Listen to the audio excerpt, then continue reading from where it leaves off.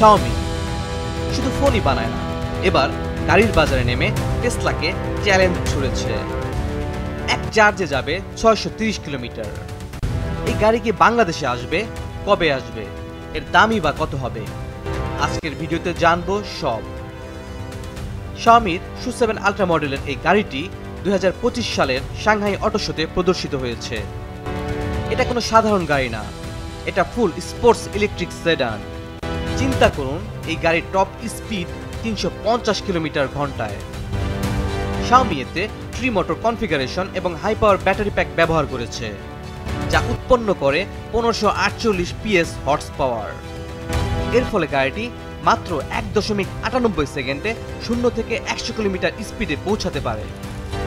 এর রয়েছে track optimisation cooling system, যা এই গাড়িকে আরো বেশি শক্তিশালী এবং কার্যকরী করে তোলে।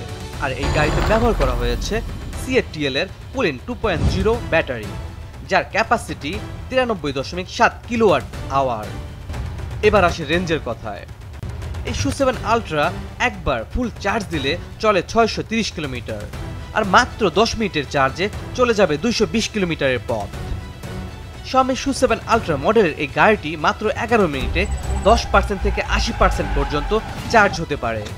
চার্জিং স্পিডে এখন এটা টেসলা, বাইডি এমনকি পোর্শেকেও টপকে যাচ্ছে।